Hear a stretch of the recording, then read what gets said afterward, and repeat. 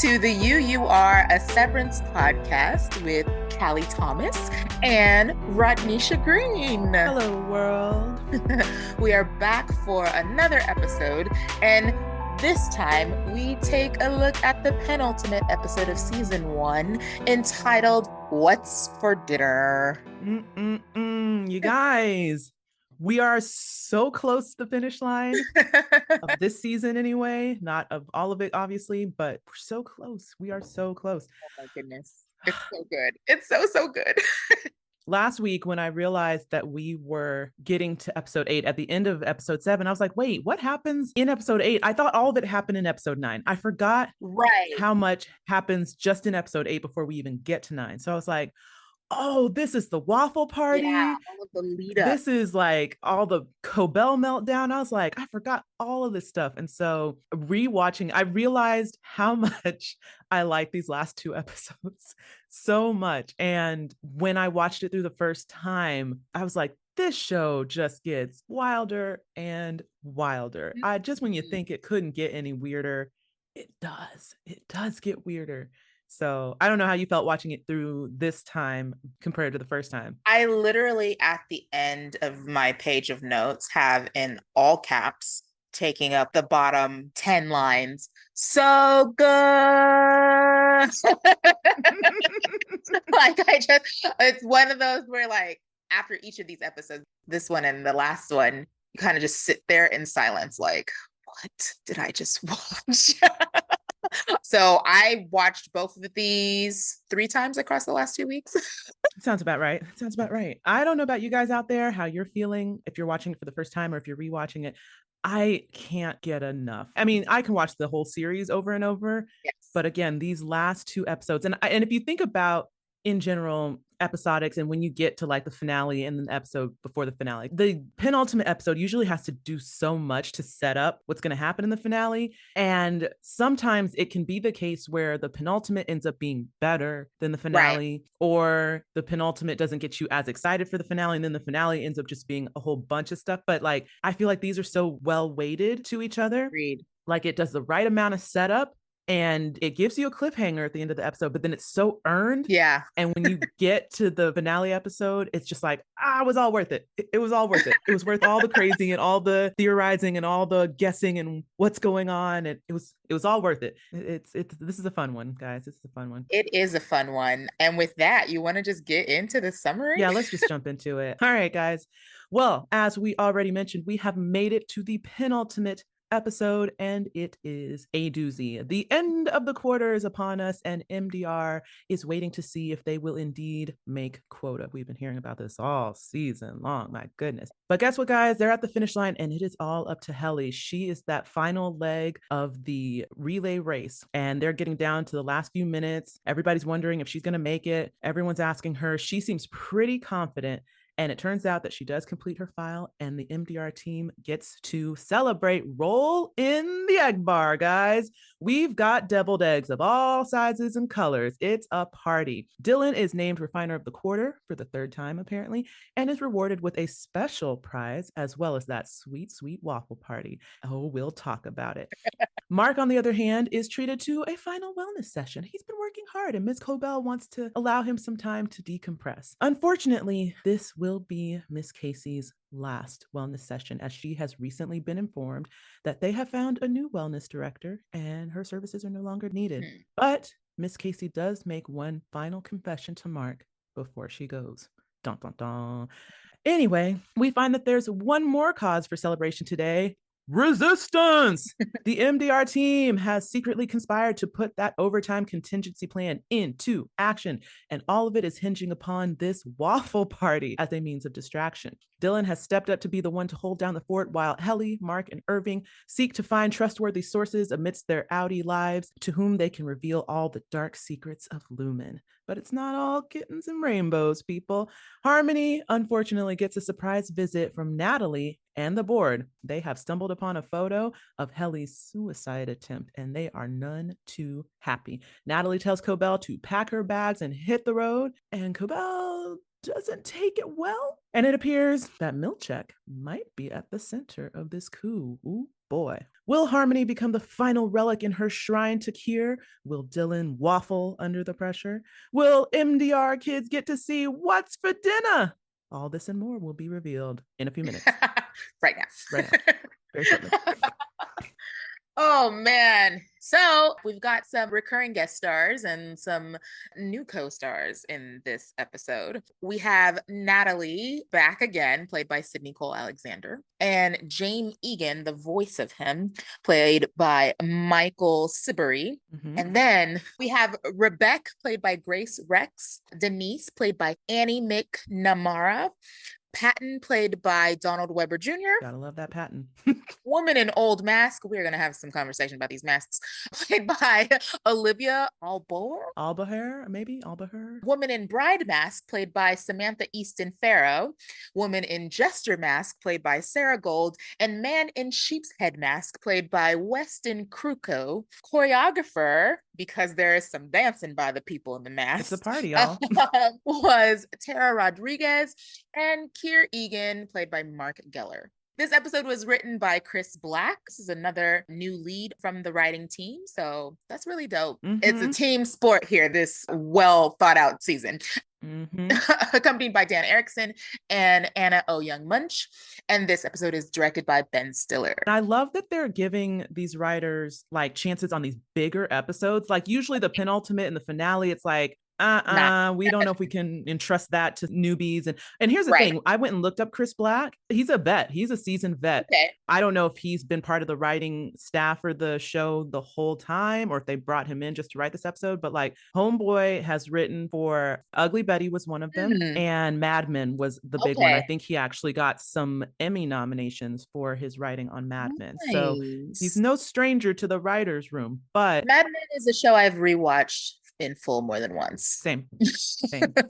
What a time. Anyway, Chris Black is new to leading a script, being like the head writer on a script, but clearly is not new to the game at all. So I can see why they entrusted him with this episode because he is a seasoned vet and clearly knows what he's doing. And I think he did a very good job. Well done. Guys, let's get to the scene by scene. We've got a lot to talk about. So much to talk about. So we get into our cold open and we finally get to see Audie Irving. It's been 8 episodes and we're just now seeing Irving outside of this dang office. We don't get much, but it is interesting. We start with him like sitting on a bench. It looks like it's dusk. Yes. He's sitting with his dog in the snow, just kind of like surveying the landscape, you know, doesn't seem like much. He's wearing painter pants, which as a painter, I noticed this right You would know that. I didn't recognize that at all. He's got paint splatters all over his pants. And I was like, another clue. He's a painter. I know for sure the first time through, I did not notice that he was wearing painter's pants or anything. I just noticed the bomber jacket. I think what I noticed was like his appearance. It's not slovenly, but it's less uptight. Like the Irving we know inside of Lumen is very put together, very straight laced. So this guy's just like wearing a leather jacket and very like casual. Yeah. So I noted that like it was a contrast to his. Yeah, I imagine this Irving, he might, just from the looks in this first scene, he might drive a motorcycle. Yeah. He might have like a group of old men that he meets for like chess or just to like smoke cigars with at like a coffee shop or something. I could see that. You know what I mean? Like he's cool, he's laid back. I see him being that kind of guy who also takes his dog on hikes up the mountain. Like he's probably that dude too. A little bit of both. And his dog is like an old man like him too. Like I know he had the little gray scruff. I was like, oh, he's had him for a while. So yeah, you get all these little details in this opening scene. But again, there's no words. He's not with anyone but the dog. So there's no conversation happening. It's all silent. But yeah, so he goes inside, kind of looks at the watch and is like, you know, let's head in. I noticed that the name on the placard of the community where he lives is Lenora Lake, which Lenora is one of them Egans. The Egans. And it looks like it's a park setting just outside of housing that kind of looks like government apartments, like projects. So it makes me think, is this another Lumen property for staff? Like Mark lives in housing, maybe Irving is also in some Lumen housing. 100%. And it looks like it has that very corporate, all the buildings look exactly the same, built exactly the same. That same thing as Mark's, only it's more like you said, like tenement housing as opposed to duplexes and homes. So it's very weird and uniform, oddly uniform. So he goes inside. We get a glimpse of Irving's home life. I took note of the fact that there's not a lot in his house. So I would venture to say he lives alone. I think it's just him and the dog. Yeah. It's not very homey, kind of like we mentioned when we saw the inside of Dylan's house. Like it looks very lived in. Yes. It looks like there's other people there. Like Irving is the exact opposite. Like it's very minimal, but everything is organized and in proper places. Yes. So I found that interesting. I was like, okay, so it's not like he's slovenly. It's just there's not a lot there, but what is there has a spot. Like Very everything tidy. has a place and everything in its place. Mhm. Or every place has a thing and everything in its place. How do you say it? Did I say it right? Every- Yeah, every place has a thing and everything in its place. I did it. I got it. Whatever. It's irrelevant. So the next thing we notice is he pours himself a cup of coffee Mhm. and then grabs some paint supplies.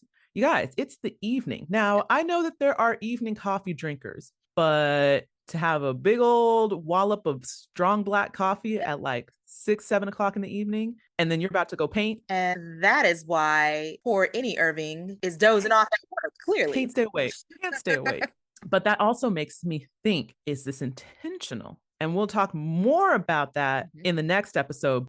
I mean, granted, he could just be artisan. Like, this is the only time that I get to like paint and do my thing. And then I go to work for however many hours. But like the nighttime is where I just be an artist and blah, blah, blah. Yeah. But what's weird is when we see what he's painting. So before we get to that, we do see him like splooge the black goo. And now we finally realize like that's the goo is the paint. The goo is paint. It's oil paint, guys. And you know what's so funny, Rodnesha, is I don't think I put that together the first time I was watching. I definitely didn't. We had spent so much time talking about the opening sequence, and there is a moment in there where the goo is not just dripping down the way we see it in Irv's vision, but it's being squeezed out of something above like the frame. And I was like, oh yeah, this is exactly like the paint. And I was like, why didn't I notice that the first time? Because there were too many things. Like, there's just too many things. There's too many things. You have to watch this multiple times, guys. Yes, you do, guys. You'll catch newer and newer things each time. So seeing that, I remember the first time through watching it and being like, the goo is paint. I had all these theories, you guys, on what this goo was. I'm thinking it's a metaphor for Irving's brain is leaking and he has brain cancer. I'm thinking it's that. I'm thinking it's like the seeping of realities from one to the other. I had all these theories. I thought it this was black goo something to do with how he visualizes the scary numbers. Everything but oil paint. Like Irving just doesn't know that his Audi is a painter. That's all. If he had some context for it, it wouldn't be so scary. Right. And I remember some people theorizing, because you also had the black under the nails. I don't remember if there were people who did say painter or artist or anything like that. But I think people were like, is he digging in the dirt? Is he trying to bury things or uncover things in his like Audi life? Is he a gardener? You know, again, the artist thing did not come to me. Didn't think about it at all. I have more theories about that, again, that I'll talk more about in the next episode when we get more of a peek into, there's some more of Irving's life we get to see. Yeah. But yeah, so going back to this, he gets his paint supplies. We whip around because he takes a board off the easel. So we see that there's a painting already there that he's finished probably from the previous night.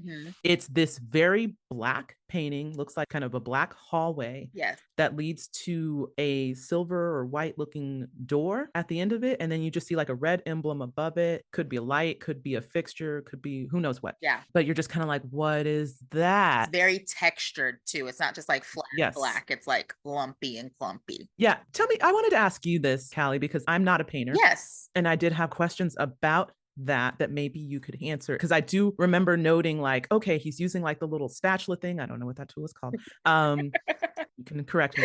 But he's using like the spatula. He's not using brushes. He's not using like specific things to make like a brush stroke of any kind. Yeah. He's like splatting it all on. Like you said, it is textured. It's not flat. It's not smooth. Yes. Why do you think as an artist you would do that? So it is called a palette knife. Thank you. I was like, the little shovel spade thing. You know, it does look like a spatula. I see it. I mean, it's just a technique that some people use to get a raised paint. They don't want it to be flat, but it is a longer process because it takes a long time to dry. I thought that would be the case. Okay. I'm wondering if sometimes those paintings he's working on the same one, if he's not finishing it in one night, but like adding to it night after night until it's done. I wondered that as well, because I did think about that, especially it being oil paint. I was like, that takes much longer to dry. And people use oil paint 2-layer, because acrylic, even if you, let's say you use the same method he was using with acrylic paint, it'll stay raised to a point when it dries, but it flattens out. And it takes a lot more to get a thick layer, but acrylic will crack. But oil, you can let it dry, put another layer, let it dry, put another layer, and stack it on pretty well. So here's my question. This is my theory. I'm not an artist, but I'm just trying to like make mountains out of molehills. Is there something to a textured piece having more like resonance in the brain? Like, is there something about it being textured versus smooth that either causes more like emotion to be created, or like it's more tactile, so there's more of a touch association with it that your brain can kind of pick up on? I'm not sure about that, but I would say it definitely gives, in a piece like that where it's mostly blank, it looks like a hallway, right? Or it looks like walls, it's mostly one color. It gives more depth and it gives more things for the eye to dance around, because you're not looking at different objects, but you're looking at the texture. I'm looking at this piece and I was trying to think of it like if it were just smooth and flat black. Yeah. I'm sure you could still create obviously you can still create the dimension of the hallway and it narrowing in and that sort of thing. But the texture of it seems more like it's swallowing you. Yeah. Like it's creeping in on you. For sure. So I was like, is this a mood device thing that he's using to not just tell what he's seeing, but how he's feeling looking at that image? And is it a conscious decision, or it's just a choice that feels right? Because does he know what he's painting? True. That was just kind of the thing. And I remembered even when I watched it the first time through and having no context or reference for it, I just was like, why does this seem creepier? Because it's textured. Yeah, it does. And that made me think maybe that's why the goo is like, whenever he sees it, it's like falling in on him or creeping up on him. Like the way that painting is makes it seem like the black is swallowing you up or like moving in towards you. And also, I think there's something to the fact that he's painted this image on several different types. Oh yeah, we didn't get to that. Yeah. It's not, he's got a lot of these paintings, y'all. Traditional canvas. There's like, this one was on wood, right? Yeah, the one there's he just pulled up? Like a plank of wood that he started this one off. The one he replaced it from was I don't even know what it's called, but it's like one of those boards that has a lot of holes in it. Like it looked like it could be old school ceiling tile or something. You know what I mean? Again, it lends to this being like an impulse that he can't help. Like he's doing the same painting over and over, and he's painting it on whatever he has. Crazy. Okay. Well, we'll move on. There's more, and I have a catch for that in the next episode. So we'll save that for then. But that is a good point about the different textured surfaces that he's using to paint it. So yeah, guys, so we see that he has a wall full of these paintings. It's the exact same painting every time. Black hallway, silver white door at the end, red emblem over the top. He just keeps painting it over and over and over. And basically the cold open ends with him just like slapping this paint on to do yet another portrait of this space. So as you kind of said, like, we don't know if it's compulsive or what's compelling him to do it. We don't know if it's intentional or if it's just like subconscious. I did want to note the song that's playing, and this is tying back to that music reference I made back in episode whatever, because I can't remember at this point. But how every time that scene happens, you get that guitar chords, like the that's happening. And clearly that's this Ace of Spades subconsciously seeping in during these moments. Yeah, so Irving is blasting Ace of Spades. It's not subtle. It is like full on blaring. So I wanted to read a few of the lyrics because, again, I know that none of these songs that they choose are happenstance. It's not like, oh, just grab something from the, song Rolodex and throw it in. So this is Ace of Spades by Motorhead. The lyrics that we get, I'm going to read the first 2 verses, even though we really only hear the first verse. Just for reference. So the lyrics say, if you like to gamble, I tell you I'm your man. You win some, you lose some, all the same to me. The pleasure is to play. Makes no difference what you say. I don't share your greed. The only card I need is the Ace of Spades. Playing for the high one, dancing with the devil, going with the flow, it's all a game to me. 7 or 11, snake eyes watching you, double up or quit, double stake or split, the Ace of Spades, the Ace of Spades. So I threw in the second verse because I think it's somewhat telling of maybe what Irving is up to, at least in his outside life. The song's about gambling and taking chances, dancing with the devil. And I'm just like, what is happening? Like, Right. what is going on with Audie Irving? More to this man. He seems very simplified in Lumen, but I think we're going to find out that he is much more complex Agreed. as this goes on. Anything else we want to note about the cold open before we move on? No. So next, we start off seeing the profiles of the MDR team as they're heading up the elevators for the day. So it cuts between the four of them and we see their little transition. And it's the last day of the quarter. So the next scene, Kelly is typing away at her computer. Dylan and Irving are in the, not the break room. Shoot, what do they call it? The kitchenette. I had to think about that too when I was writing it out earlier. I was like, don't call it the break room. And Mark's like checking in, like, are you gonna make it? You need anything? And she's like, I'm gonna get it. Don't worry, I'm gonna get it. So Milchek and Cobell are watching from their offices, waiting too. Like, do you think it's gonna happen? Milchek's like, it's gonna be down to the wire. But Kelly makes it with 20 minutes to spare. This moment gave me watching a race in the Olympics vibes. Like everybody's like, oh, is it going to happen? Oh, is she going to do it? Everyone's like hedging bets. Like, I don't think she's going to make it, man. No, she can do it. Yeah.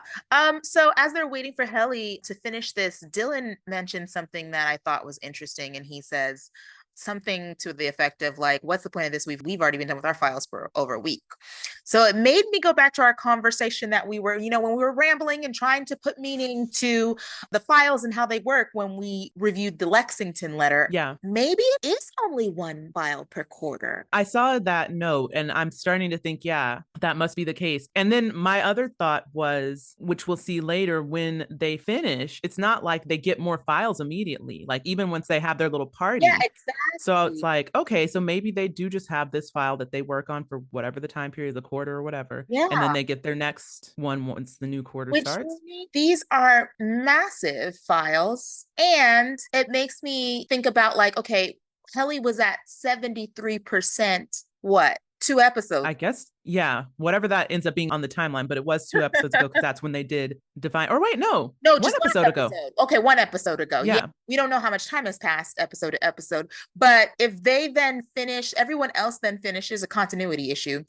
Because if you get a music dance experience at 75%, where were our other 3 music dance experiences? I was wondering about that actually when we got to that episode. I was like, is it just because it's Helly's first MDR that it was like, oh, let's single her out? Or was everyone just barely under 75 like her, and then they just again singled her out to make her feel special, like, oh, she's close to 75, you guys have already done this? But yeah, so like, did she hit it first and then get slowed down and then they surpassed her in this time? Yeah, didn't see, maybe, I don't know. Potentially be that. Yeah, there's some funniness with how the percentages work out with these files, and I tried to do that math too, and I was like, I'm just, because we don't see the days other than the days we get, so we don't know how much time is passing. Sometimes they'll reference it. Yeah, sometimes there's an anchor, but it's every once in a while. There's one coming up in the next episode.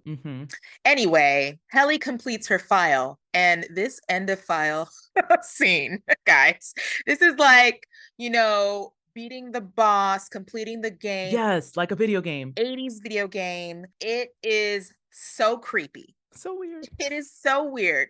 So it's Kier, at the edge of the cliff at the top of the mountainside. It's like that one painting that they love so much. And he's like, Kelly R., I'm so proud of you. I knew you would get here. Even in your darkest moments, I knew you would get it. And we're so proud of you. We're a family, blah, blah, blah. And he's like, I love you. This like really creepy, like broken Teddy Ruxpin doll voice. Was Teddy Ruxpin? Good reference. Terrible. This might be a dated reference for a lot of folks, and we are definitely showing our age. But yeah, I loved my Teddy Ruxpin. So did I. But let me tell you, in hindsight, that thing is a creepy toy. That was a That's a good point. Here's the thing. Back in the day, when you didn't really have, much animatronic-like things in your home, it was pretty freaking awesome to have a Teddy Ruxpin. And even though his mouth just was like, I loved watching it. I was just like, yes, Teddy Ruxpin, I love you too. Let's read some more stories. But you're right. It was a creepo doll in hindsight. Right. Yeah. So this Kier animation at the end, he's like, I'm off to go help. This is the part that killed me. World. And he like flies. Here's the thing. I know I watched this scene the first time through, and I don't know if I was just taken aback by the I love you statement and I didn't just pay attention, or if I just thought it was a cape. Y'all, when he flies away, I think the first time through, I thought maybe his like suit jacket became a cape and he just kind of paraglided away. Yeah. No, he is flapping his arms like a bird and flying himself through the skyline. And I died watching this again when I saw that scene. And I was like, how did I not remember him flapping his arms to fly away? Yeah, same thing. I was like, I do not remember this being this ridiculous the first time I watched it. Not at all. Not at all. Sidebar, I do want to issue a retraction, even though I never fully confirmed it. But I had hinted a few episodes ago, don't know when, that Ben Stiller might make an appearance in the future. What I thought I heard, or what that reference, and I didn't say it then, but I'm just going to go ahead and say it now. What I was indicating was that he would be James Egan. Oh. I had heard that he was the voice that you hear, and we'll talk about it when we get to that scene, when the board comes in and you hear the creepy craggly. Oh, yeah. So I was like, oh, he's James Egan. No, he's Kier just in this video game. Yeah. So he's the voice that you hear that's like, I love you. And the funny thing is, when I watched it through this time, I was like, oh, I hear it. I hear Ben Stiller. Right. Yeah.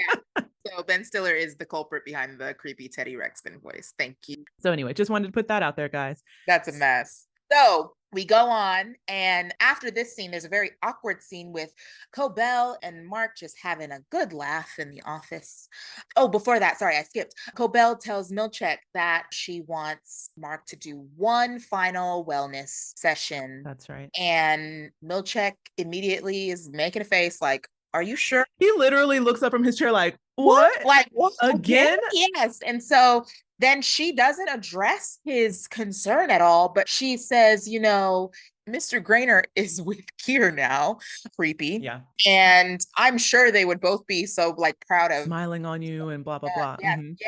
So creepy. So creepy. So anyway, he's setting that up behind the scenes, and then she is in her office with Mark, just laughing and just celebrating. So this scene, again, immediately after the flying Kier, them just spontaneously laughing. And we don't ever hear what they're laughing about. They don't address it. And it's the longest, most awkward laugh. Like they hold on that laugh for a while. It's not like, oh, Mark. It's just like, ha ha ha ha ha ha ha ha ha ha ha ha ha. Like it goes on for so ungodly long. It just makes it weird. And all I could think was, what was so funny? What were they laughing about? And here's what I wondered too, in the acting side of it. Did they just tell Patricia Arquette to just start laughing, like not even have a reason why? If they're like, just start laughing and see if you can get Adam Scott to start laughing with you. And then we're just going to see what happens. Like, that's what it felt like to me. Cause it seems so disjointed purposefully that I wonder if that was just like a director's note that he gave to Patricia Arquette. Like when Mark sits down, you know, don't start talking, just start laughing. And then just try to get him to laugh with you. And then we're just going to hold on that. And he definitely looks like, you know, which could be genuine Adam Scott, or could have been, you know, direction from Mark, but he's looking like, okay, I'm going to keep laughing until you stop laughing. Exactly. Okay. Exactly. I know that has to be a directional thing that happened, because I'm sure in the script, it probably just starts with her line that's just like, oh, Mark, you're trying to give me a heart attack or blah, blah, blah. And I bet they just had a wild take that they were like, let's just try this. Because he definitely doesn't look like he knows what they're laughing about. No, it's so funny. But yeah, she goes on to thank him for leading MDR to hit their quotas despite everything that's happened. And she's like, I know Lumen really needed this. Again, it's very weird. It's like, okay, what is your obsession with this man? And she gets weirdly emotional when she says that line too. It wasn't like Lumen really needed this, Mark. It was like, Lumen needed this. Like, oh, okay, all right. Why? And then she lets him know that he's going to go to wellness and says that it's just a special trip, because even Mark is thrown off by like, really, wellness again? And she's saying, you know, it's just the end of the quarter for all of the department directors, just special wellness session for the leads, because Mr. Grainer sudden retirement was so jarring for everyone. Side note, they did say that. Sure did. Like, what? And Mark has some kind of twinge because any Mark doesn't know that Mr. Grainer is dead, but what he does know is that he has his security card. I just thought that was so funny that she just threw that in there. And I don't know when they officially told everybody that Grainer retired. Yeah, I don't. And I know Mark has to be thinking something sus happened because one, he knows that the whole like suddenness of Petey leaving clearly wasn't all that it seemed to be. Right. And now he's got a key card for a man who just up and randomly retired with no party, no nothing. And he knows the only way he could have gotten it is that his Audi had it. It's like there's some kind of connection to my Audi and I have no idea. Yep. Oh, I did forget a fun quote from earlier in the scene that I forgot to mention. So when they're waiting for Helly to finish, Irving's quote, yes. Like, don't laugh. I just wonder if it might be helpful to stand behind her and perhaps chant her name. Chant her name. I love Irving so much. Like, and I love that he was like, don't laugh, guys. I'm very serious about this. Like, he knew Dylan was going to have something smart to say. So he was like, no, guys, just like, hear me out. I'm very serious about this. I just love that he's so trying to be supportive. Like, if we all just, usher our love and support this way, it'll help push her over the finish line. I think he even says something like that too. Like, perhaps it will encourage her to like get over the hump or whatever. And so I was like, he just so genuinely believes you can like vibe someone into a good space, which I love, I enjoy. But I forgot about that quote too, and I did want to mention that. So I'm glad you came back to that. So we get to the wellness session that was scheduled. Mark heads in to see Miss Casey. As soon as he walks in, he notes that everything's gone. And he's like, are you redecorating or what? Where'd all your stuff go? And Miss Casey says, apparently Lumen has been blessed with a new wellness director and that she will be retiring. And he was like, when did you find out? And she's like, just before you came in, basically.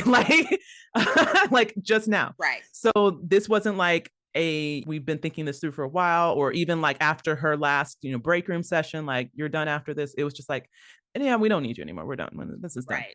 So then I also was thinking like, as Mark, I'd be like, wait, did you already meet with the other team leads or what's happening? Because was this a setup? Because you really just sent me here and told me they were doing wellness sessions for everyone. And why would you fire her before her wellness sessions are over? Unless he just thought, I guess the new wellness director will do the rest. I don't know. But I feel like I would in that moment been like, wait, what's going on? Which he does kind of seem like that. But it seems he's more caught up in feeling responsible for Miss Casey's departure. So she's trying to start the wellness session. The only thing she still has is her little music box and the tree and that centerpiece that has a camera. The tree is gone. Oh, was the tree gone? When he walks in, he's like, where's the tree? Oh, okay. No tree. And it's like all the earthy, like greenery, it's all stripped down, but she still has that little centerpiece that has the camera in it. So that's still there. So she starts to begin the session. Mark is just trying to interrupt and be like, maybe we can do something. Maybe I can talk to Cobell. You can't just be dismissed like that. It's not fair. And, Miss Casey's just going through. So this is the kind of the formal wellness that we got with Irving, where you get to hear the things about your Audi and not react more highly to one thing than the other, blah, blah, blah. He's not reacting to any of it. He's just like, can we fix this? Can we solve, like, you shouldn't have to retire because of me. It's my fault. We'll get to some of the things that she says, and I have some thoughts about the things that Mark gets to hear in his wellness session. But one thing that does happen is she does stop and she does get personal with Mark about how she has felt in her time. And in these sessions, we never hear anything from Miss Casey's side. She's not transparent about her life or feelings or anything. Like I told you guys earlier, I was convinced she was a robot. Right. Still not entirely off that theory, but she says to him, the time that I spent with you and the rest of MDR for the day watching Helly was the best day of my life. And she basically says that she's only really been alive as an innie for 107 hours. And most of it is just the half-hour wellness session she has with people. So she's really only alive for 30 minutes at a time. Yeah. And she was like, this was the longest I had gotten to be awake. And I loved getting to be with other people, basically. And she's like, I'll always remember that. And it's super sweet, but it's also super depressing because it's just like, you poor thing. You don't get to interact beyond these wellness sessions. You don't get to have that group dynamic. So this was the one time you got to like feel like you were a part of something. Yes. And then they just shut it down and said, no, all right. then it's like, okay, because we as viewers know by this point that Miss Casey is Gemma, it's like, okay, when your innie is not woken up, what's happening with your body? Because your outie is allegedly dead. And has been dead for some time. Yeah, what's happening? You can't, we kind of discussed this a little bit, like again with the robot theory, or is she just living like with a different persona in like Lumen housing somewhere on Lumen campus?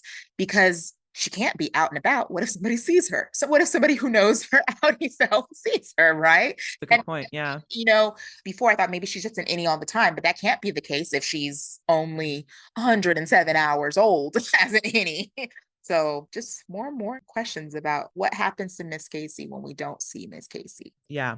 So one of the things we do note as this is happening is we do see that Milchick and Cobell are watching. And y'all, the way Cobell is watching these two on her little screen, you would think that she was a 1950s housewife watching like her favorite soap couple finally come together. And it's like, is it finally happening? Like she is like gripped by this scene. Hope in her eyes.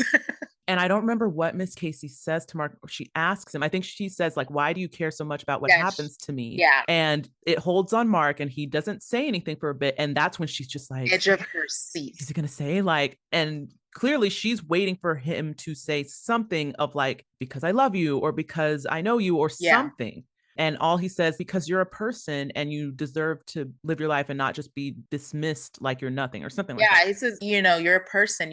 We're not part of people. They can't just turn you off when they want to. There it is. Yeah. And as soon as he says that, she looks so deflated. And that's when Milchick is like, reminder, this is a good thing. They don't remember each other. Why are you upset? And she's just seething at her TV like she just watched the worst finale episode ever. Right. And was just like, send her back to the testing floor. Right. Yeah. It's just like another sign of like, is she wanting to prove that reintegration is possible? Right. For whatever reason, she has some secret agenda, vested interest in determining whether or not reintegration can happen.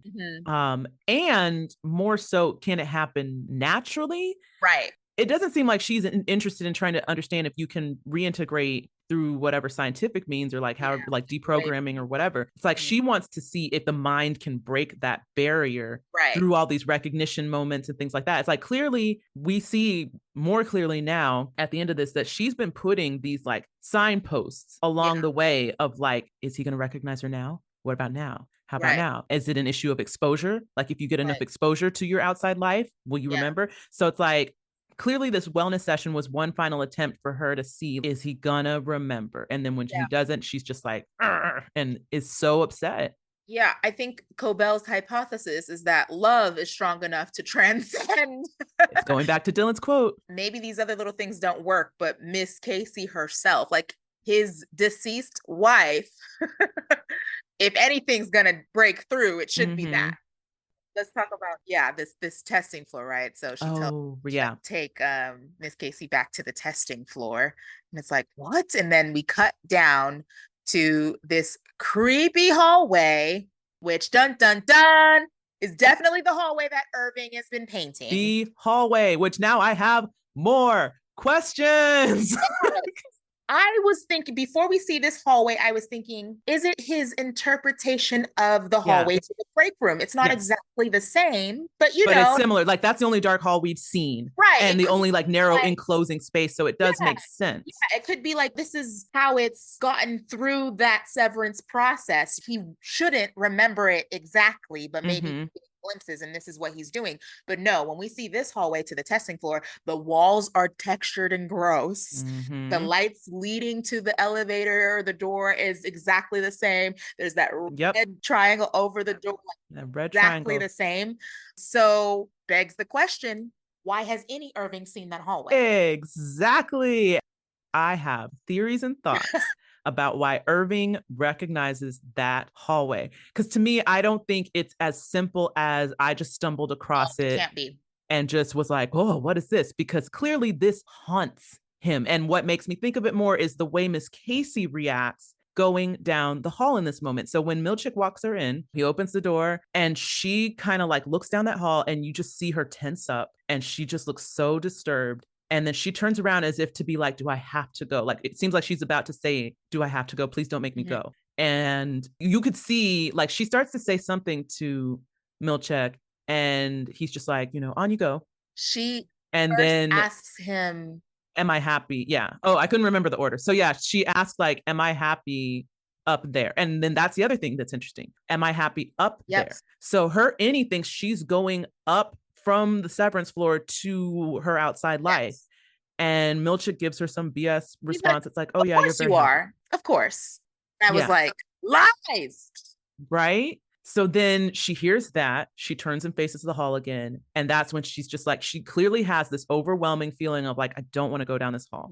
So even though he's telling her, oh, you have this happy life, it's great. It's like something in me is like, no, I don't believe you. Like this leads to something I don't like. And so her body is just like fighting it. And that's that moment when she turns around to, it seems like, ask to not have to go. And then he's like, on you go. And the funny thing too, as opposed to, because he says it later to Cobell, we'll get to that. But when he says it in this moment, he has a little bit of apprehension, like he almost feels bad that he has to send her down there. It seemed to me a little like, it could read, I don't want to deal with you, but there was something in him that is like, I know you're going to ask this, but you have to go. You have to go down there. I kind of read it as, we've done this so many times before. And maybe she doesn't remember because maybe they're like wiping something when she goes there. Because he's just like, I don't have time for this. And he tells her, like, things to do. And that's the thing is, it does seem like that on the surface, but there was something, I watched that scene a couple of times. I was like, does he feel bad? It seems like he slightly feels bad, but it also does seem like they've done this more than once. So the way he cuts her off seems like, we've done this before. But then the way he says it's like, there's a little tremble in his voice, like, on you go. So that's what made me think, oh crap, he either knows what's awaiting her down there and knows like, kind of, I don't want to send you down there, but yeah, I gotta go. So that's just something, and I don't know because we don't see where she goes. We don't see what happens from there. We don't know what he knows or doesn't know. But there was something to me that made it seem like, oh man, I know what's waiting for you, but not my problem. Again, the interesting thing is she thinks she's going up, and then we get that red triangle that is clearly pointing down, like red arrow to hell, like literally drag me to hell vibes. When I saw that, I was just like, ugh. What's down there? Also, they think the severance floor is like the bottom floor of this building, and it's not. There's more. So then here's my other question. Do they have this elevator set up where as soon as the doors close, her chip switches? Because the other innies and outies get a sense of going up and down before they get the whoop. So I'm like, she wouldn't have that opportunity, or she'd know she's not going up, right? So I was like, does that elevator work different where like as soon as you get in, it's just like or shut down or whatever? Probably. I think so. That was my thought. Cause I was like, she can't know she's going up or down, or she'd be like, wait, I don't go up. I never go up. Like yeah. So that was my thought. I was like, those elevators must work different, or the chip must work different, or I don't know. All I can think of is like, what have they done to poor Irv down there? Yes. I mean, poor Miss Casey. Yes, poor Miss Casey too, but Irv. I don't remember what I said in the previous episodes about it, but I did have a theory that Irving has had some other testing or reprogrammed or something. Because I think we were talking about it when we were trying to determine how long Irv has been working there. Right. And like, could that be why he's more childlike than the others? So that was my thought. It's like, okay, he's clearly been to this space enough times to be afraid of it, right? This can't be just it's happened one time thing. It's enough for it to linger in his subconscious to the point that his outie is manifesting it in these paintings, like you said, just in ritual, basically. And what is that? Like you said, like, what have they done to him down there? And what is it doing to his head? And you just know it's got to be worse than the break room. Oh, 100%. 1,000%. It has to be. Oh. So yeah, and then again, that just makes me think, what can they do with these chips? Why would anyone get severed? Like, why would anyone let people play with their brains? And we'll talk about this more because we do get a little insight into what the chip can do in a later scene, and we'll talk about that when we get there. Okay, let's just move on, or we'll be here all day. Oh, I wanted to mention the things that Miss Casey says in her wellness session. Yes. She says, your outie is kind. Your outie brightens people's days by merely smiling. your outie makes time for people even when, and then she gets cut off by Mark. And then she later says, your outie can set up a tent in 3 minutes, which I was like, oh, Mark camps? Mark the camper? Yes, that does come up later. One of the boxes is camping supplies. Oh, that's right. I forgot about that. There's another reference to it next episode too. And I was just like, oh, interesting. Oh. And then it says, your outie knows a beautiful rock from a plain one. And I was like, what does that mean? A beautiful rock from a plain one. That can't be just what it sounds like. What does that mean? I hope that comes back. It may not. That's so funny. Yeah, I was just like, is he finding rocks when they camp? I don't know. It made me think of 2 things, 3 things. It made me think of, if you've ever seen the movie As Good as It Gets, where she goes like looking for the smooth stones with Jack Nicholson, and she like will pick some up and then throw some out, and then she like knows which one she's looking for to put in her little jar or whatever. So it made me think of that, like, oh, does he have like some little memorable rock thing, like maybe geodes or something that he used to give her, like a beautiful rock from, like, I know what's a beautiful rock because I know which ones are geodes that have like fun stuff inside. Yeah, that's what I was thinking. Yeah. So that was one. The other one I thought was engagement ring, a rock, a diamond. Like, I know a beautiful one from a plain one. The other thing I thought was mountains. Are we talking about like favorite mountain ranges or special mountain ranges? My brain went what does this everywhere. mean? You can't give me nuggets of information and my brain not go crazy. Lumen soap all over again. What does the lumen rocks mean? They've got to be more important. I find the most innocuous things and I blow them up, people. Like, I blow them up. It is my tote bag. All right, let's move on. So it's party time for some, not for everyone. We go back. Mark, finishes his wellness session. He heads back to the team. They clearly didn't even know he was going to have a wellness session. So I feel like he must have just left Cobell's and went straight to it. Yeah. So they were like, where have you been? And he's like, gave me a wellness session and said it was for all the team leads or something. I don't know. And so they're trying to continue talking about the plan. And then Mr. Milchick rolls in. He's like, hey guys, it's end of the quarter. And guess what? You get an egg bar social. So he rolls in a cart full of deviled eggs. And I don't know if there were any other kind of eggs, but it mostly looked like deviled eggs of different colors and sizes. And then he starts handing out awards and talking about, their success. But the disdain behind the eyes in Milchick when he looks at Dylan, I know he just wants to lunge at homeboy and be like, man, if I could get my licks in. He is still clearly upset from Defiant Jazz. Yes. He's like, give it up for Dylan, 3-time honor of the Q, a man whose wit is as sharp as his incisors. Am I right, buddy? Right? And then it's just smiling, and Dylan just like nervous smiling. Yeah.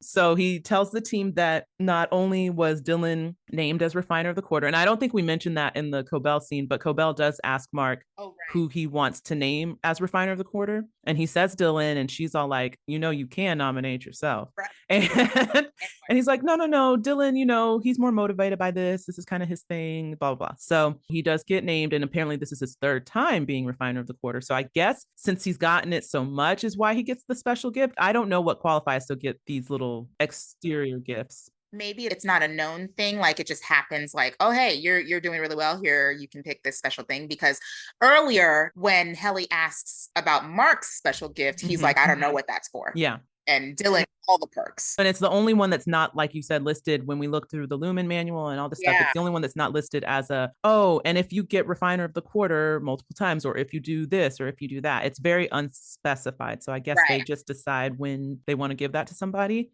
Yeah. But we don't see what it is. I mean, he gets this like square box handed to him. I think we can presume that it's probably a cube, like we saw for Mark, because he seemed very envious of that cube at the beginning of the season. But we don't get to see what's etched in it. But the team's reaction to it. Yeah, the team wants to see it, and Milchick, smiling through gritted teeth, is like, yeah, Dylan, show me a little gift. Yeah. And so he does show the team, but we don't get to see it. We see the team react to it, and they seem very moved by it. Right. Everyone puts a hand on Dylan. And then it's funny because Dylan doesn't want to show it, right? But then Milchick encourages him to, because Milchick obviously knows what's in the box. But then when he sees everyone's reaction, I think it was more family-like and more touching than he expected. Expected immediately, like, okay, let's change the vibe in here. Like, right. He shifts the mood real quick. much. Yeah. Which is interesting because you would think that he, like you said, clearly he's thinking maybe they're going to make fun of him or Yeah. taunt him or something. And when they don't, he's surprised. Yeah. But I'm like, are you that surprised? You guys keep trying to build this family dynamic amidst everybody. And then when they actually display it, you're like, never mind. Yeah. So I'm like, why would you even have him show them in the first place? And clearly they're already on his side from the incident with the biting. So it's like, why would you want to rally them more to his side again by letting them see what's in the box? I don't know what he thought was going to happen, but Yeah. it's dumb. Yeah. So yeah, so we move on to the egg bar social. I love that Helly's like, these are actually really good. And Dylan's like, yeah, like it just cracked me up her face where she was like, oh, Like, oh, it's not pretty poison. freaking delicious. Yeah. Anyway, while that's happening in MDR, Harmony is heading back to her office and gets a surprise visit from our favorite, whatever she is. Natalie's back, y'all, but Natalie looks peeved. She's got that hair pulled back. She means business today. And she just she's like leaning she's sitting against on the desk. She's not in a chair. on Harmony's desk, like I'm top dog here. And she comes in, she's, Natalie, I didn't expect you today. And she just flashes those photos up. She doesn't even give her time to talk or get a statement together. And these are the photos from the elevator from when Helly had her incident. Helliar tried to commit suicide 3 weeks ago. So this is our anchor that we get. Oh, that's right. That's right. 3 weeks. Suicide episode. Got it. So she's just kind of like, caught red-handed.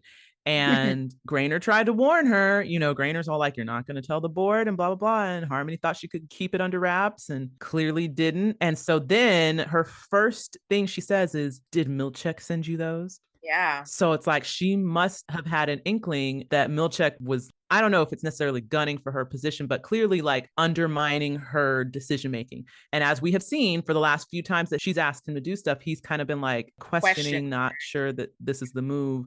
So after that wellness session, I feel like he was like, I don't think you're the right leadership. You clearly are steering us down a wrong path. And so I do think he sent those photos over and was like, listen, I don't want to get it when things fall apart. So I'm just letting you know, this is what's happening over here. Do what you will. Natalie doesn't confirm or deny that it is Milchek or isn't. She just says the board is very upset by this and continues to press her about it. And Harmony blows up and she's just like, I mean, are they even here? Do they even listen? Are they even da-da-da?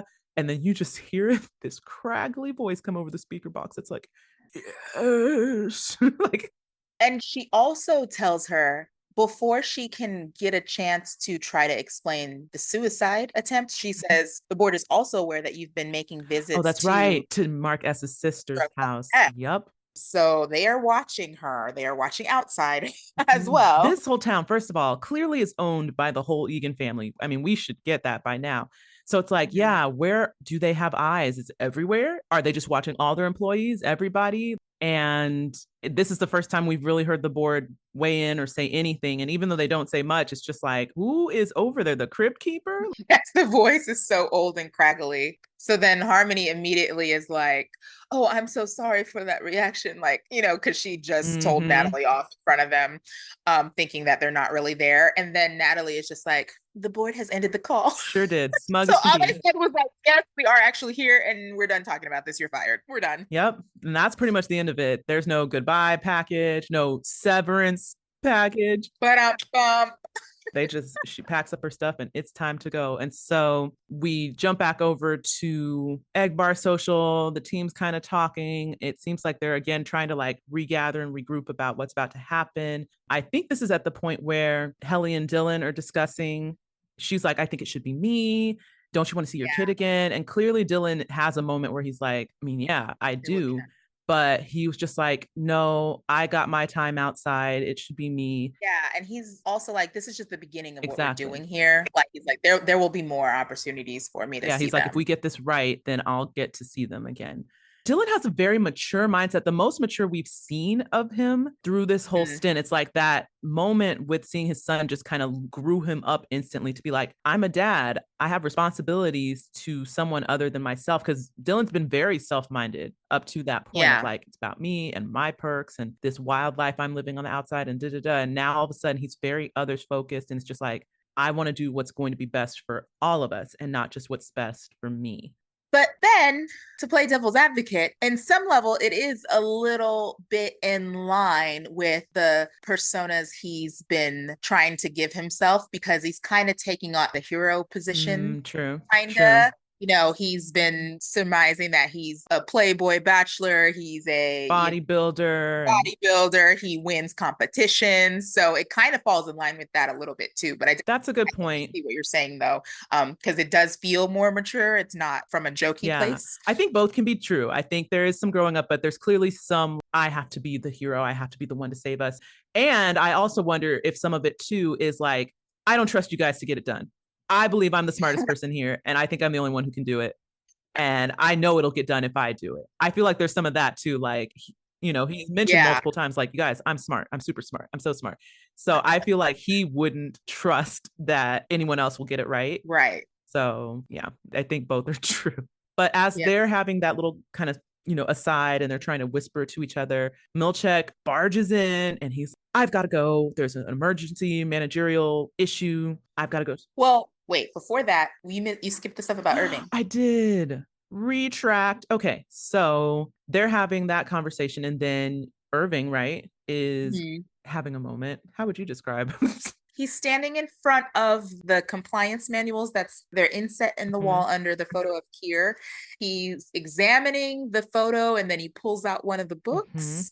And I don't remember if we've seen the inside of one of these books before. I don't think we have yet. I think this is the first. Okay, this is the first time because I immediately was like, oh my gosh, it's written in columns like the Bible. Sure did catch that. I was like, oh, they have written this to be like a scriptural text, like full out. But it reads like a biography.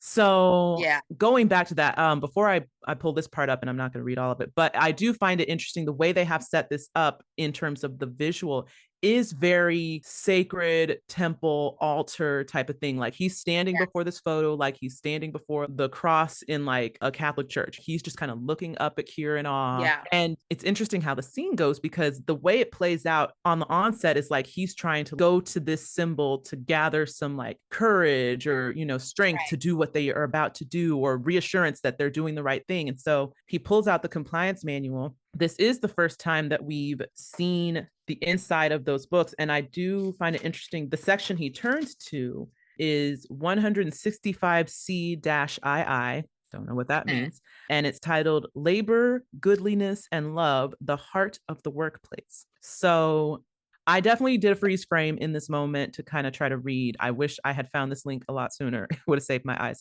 But I did like a screenshot and I'm trying to read, around his body that's blocking some of it. But it's an interesting passage. And like I said, it reads more like a biography where Kier is talking about his experience working as a young person and how it's basically kind of shaped his foundations of what workplace relationships are meant to be. He talks about, I'm just going to summarize, but he talks about working for an employer named Mr. Willett and how he used to work for him in a furniture factory. And he basically saw Mr. Willett as like this relentless tyrant who, was abusive physically and verbally to the people there. And at this point, he's 12. So, obviously this is back in the 1800s where before child labor laws were a thing. And so once you could work, you went to work. So clearly the conditions were not great and the way they treated people weren't great. But then he also talked about how he had kind of a comrade in arms in this boy. What was his name? The boy's name was Del Hatch. So Del was kind of like his workplace friend. They both had physical debilities, it seems. And this is another insight we get into Kier. He says that he went to work and he would have issues with his skin and his face, but he essentially talks about how he had tuberculosis when he was young, how he had a skin malady that he thinks is a result of how his mother and father were of close familial relationship. Ew. Code incest. So I don't know if they were cousins, brother, sister. I hope not brother, sister. Maybe cousins. Maybe Lord. I don't know what. but it kind of alludes to a keep it in the family type of situation. And that led to some of his weaknesses and maladies that he had as a child, which is how we got that convalescence of Kier portrait. Yeah. So that's, I think, the root of that is that he was a sickly kid is what we're getting at. And then the friend he worked with apparently was an amputee who didn't have a hand, and they would work together to try to like help him out because he was going to get fired from the factory if he couldn't work without the hand. And yeah, they tried to hide it from Mr. Willett. And there's this whole thing about it. But when it ends to say a romantic love may burn with a more luminous flame, but it is gone far more quickly than corporate affection, which persists even through generations. And I think that's a part that Irving reads when he's kind of reading his little excerpt. So what's interesting about that is when he reads through this and he gets to the end of that statement, you're thinking like, okay, he's trying to pump himself up about how he's going to do this thing to help his comrades in arms, his workplace compatriots, and da-da-da-da.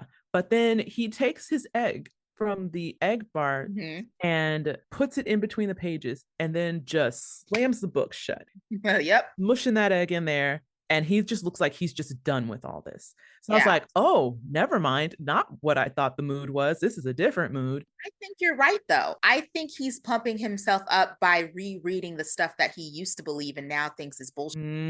Okay, yeah. So like a reverse psychology. Yeah. He's like, I can't believe I used to eat this stuff. Yeah. Because there was another line, it's not in this link, but it is in the link that I had, where it says like, there's no greater love than this. And I think that's the part where he was like, no, that's BS. Like there is a greater love than loving your coworkers. And I've experienced it. And now I know this is all stupid. That ripped it away from me. So that's the part where it seems like he's just like, yeah, this is old hat. We're done with this. We're moving on. We're about to take this doll down. You guys ripped the truest love I've ever really known. And now me and my coworkers are going to take it back. You know, we're going to shut this down. That scene was a whole mood, a whole vibe, a whole everything. It's like gonna be a surprise, a stinky rotten egg in a book for somebody later on. Right. And you'll realize that this is garbage, like this egg that I've smushed in here. So that happens. And there is then a flirty moment between there it is. Mark and Helly in the kitchenette. Mark and Helly in the kitchenette. Love in the break room. Talking about what the plan is going to be. And Helly's asking Mark if he's nervous. And he's like, I'm nervous about getting caught. What if we're assholes up there? And Helly's like, it's a given for me. That line got me. She's like, well, I clearly am. Oh, I forget how the conversation gets there, but something to the effect of like, you sure are good at pretending to care about me. And he's like, you're easy to pretend to care about. And she's like, thanks, you too. And he's like, thanks. And they're just like smiling and blushing. And it's just so subtle, but it's so cute because it's like, oh, like this is all they get down here. It's like it almost was like watching kids in school have crushes on each other. Like you're easy to like. Oh, thanks, that's nice. You know, like very much that. And I remember the first time through, I thought this was all we're going to get of Helly and Mark. Like, okay, there's clearly something there, but they've got business to take care of and we're just going to focus on that. I was totally fine with it. I was good with that. So I thought it was a nice little moment on top of the last moment we got where Dylan like chided Mark to no end about baby goats. Right. And look how dewy mouthed you are. So Milchick comes in. He's just like, I got to go take care of a thing. It's an important thing. And he looks very startled. And he's just like, I'll leave the eggs here or whatever. And then I'll come back for Dylan G to take him to perpetuity for the waffle party. So I remember noting, I looked at the wall and the clock said that it was 2 p.m. So I was like, what are they going to do for 3 hours? I mean, clearly they're going to plot, but like, but I'm just thinking if this weren't the situation, like they've got 3 hours to kill. And going back to what we were talking about with the files and the work and stuff, it's like they're clearly not just getting more files once they finish a file. So it's like, what would happen on a normal day? Would they just wait out the clock for 3 hours till it's time to go home? I mean, do they have 3 hours worth of eggs to eat? Because it's like that was all the party was eggs and some music, and he turned off the music but left the eggs. He did. So what? Yeah, it makes me wonder too. I just thought about this is what do they tell the Audis when they wake up to go home and now it's suddenly later than they normally get off because his Innie's reward is after hours. That was a question I had when we got to that section, but I had the same thought. Like what? I don't know how that works. We'll get into it when we get there because I thought the same thing. Like, hold on, how does this work? Okay, so we soon find, hold on, where are we? Milchek then leaves to escort Harmony out. That's the management issue he has to go take care of, right? Because now Harmony has been fired. So he Mm-hmm. takes her to a stairwell. She doesn't get to take an elevator up. Not at all. I was like, the stairs. Yeah, there's a moment where she's like waiting for him to say something, and he's like hoping that she's just gonna walk out on her own. And he asks for her badge, and that's awkward. And then he's just like, on you go, get. On you go. She's just like, and storms out. She looks so annoyed. She was just like, I can't believe you're just gonna act like you don't know Yeah. me. Like, gonna all of a sudden be like, okay. What's so interesting to me is that, just like anytime someone from a big corporate place gets fired, right? They escort them off and they have their box of belongings. But it's like, what does Harmony have? Because her office is so bare, so minimal, and the things that are in there you think can't possibly be personal effects. So what's in her box? She has the same box that she had in episode 1 when Mark came in and they told her she just moved into that office. Right. It is one box. I don't know what's in that Yeah. box. The only thing we've seen on her desk is that little mini portrait that is of Kier. Right. The little head statue behind her that's Kier, and Yeah, so it's then like, the computer. Are these your things at Lumen your personal things? That's so strange. So you look at our office and you don't think any of that is personalized at all. Mm-mm. I don't know what's in that box. You're right. I have no idea what else is in there. I'm like, is it a box that just sits in the closet with stuff? Does she only want the Kier things out in front of her? But I did find that interesting, and her reaction and her attitude. Now, going back to what you were saying about like when they escort a bigwig off of campus, I did find it interesting that Milchick still seemed kind of nervous when he like had to escort her and then did the little on you go thing. He looked kind of like on you go, and like didn't seem very confident in it. It didn't seem like I got the upper hand on you go. It still seemed kind of like, oh, you still make me nervous. Right. So that to me spoke to Harmony's command of presence despite her title. Yeah. Like clearly she's a threat to be taken seriously, regardless of whether she's in charge of you or not. Mm-hmm. Or she's just conditioned him to see her that way. I don't know. Right. I mean, she's scary. She's a scary tiny woman. You're right. And I think that's what's even funnier is like she is like feet below him. Right. Like, I can't look you in the eye. Makes me nervous. And so she just kind of rolls her eyes, heads to the stairwell. I wrote down the stairwell too, because it said SUR threshold restricted stairs. So I didn't know if that's only a stairwell that they'll allow for people who are getting the boot or I don't know. Yeah. I guess let's move on. Yeah. So while this is happening, the team is huddled together in like the supply closet, and Mark is prepping them like, so when we wake up, we don't know where we're going to be. We could be skiing, we could be driving, just, so be prepared for anything. Find someone that you think you can trust and tell them everything. Don't get caught up with trying to find out more about your personal life. And at this point, Irv says the mission is the priority, which made me laugh because when has Irv stayed on mission ever? But I was like, okay, Irv. I mean, he technically has stayed on mission. It's just been his mission of getting to Bert G. Right. I mean, exactly.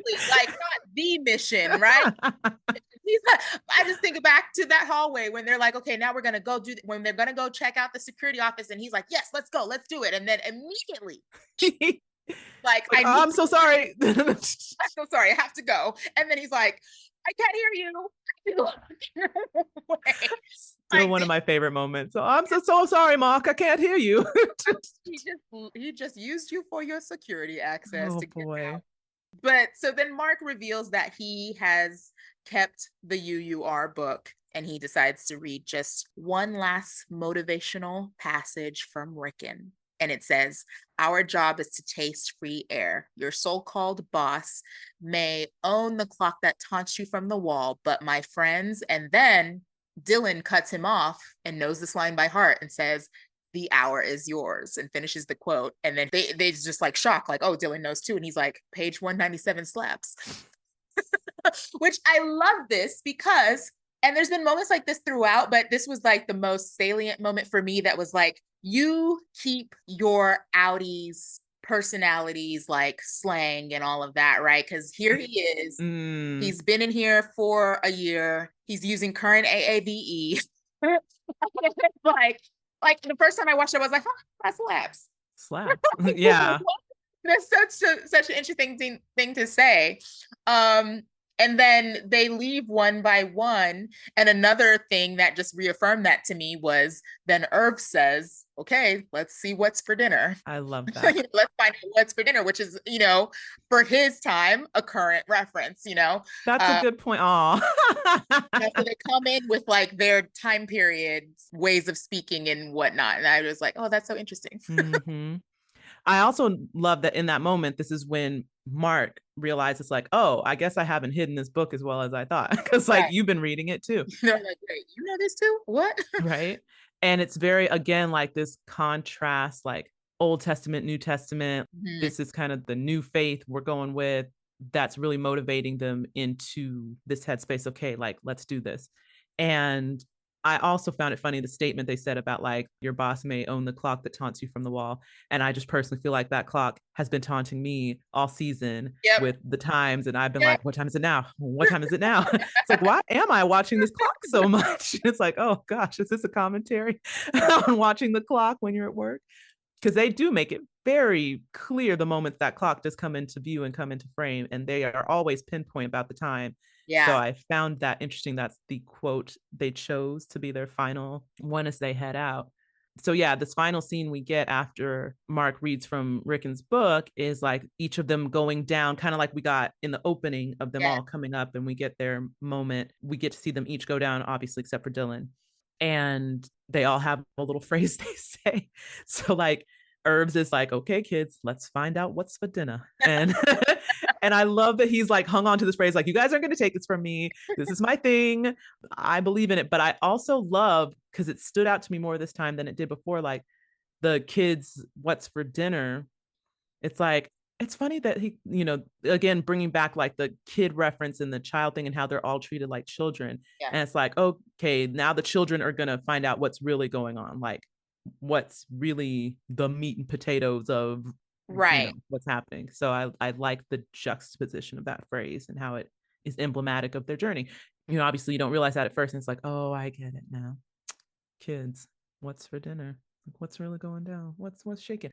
And then Helly gets her moment when she leaves. And this is what surprised me. I genuinely was surprised the first time through when I watched this. She leaves, her and Mark kind of talk a little more about like what they're about to do. They don't express much trepidation, but I guess they're just like, wondering about their lives out there. Like, what if we're married? Again, more like teenage kids kind of like coded talking like, oh my God, what if we're like married to each other out there? And it's like, yeah, I'll like tell you what to do and stuff. Like, I just thought that was so juvenile, but cute. And then, they continue to kind of muse about that. And then Helly steps on the elevator and she's like, okay, well, off I go, blah, blah. And then she jumps back off after looking back at Mark, plants one on him. Yep. And then she looks back and says, in case we don't come back. And then she steps back into the elevator and says, or in case we do. And then goes down. He's just like, yeah. He's just smiling like, what? Like, okay, yeah, sure, that makes sense to me. Sure. Yeah, okay. I hope we come back. To be continued. Right. And yeah, and so then she goes down and smiles. She's got a whole bunch of motivation going on.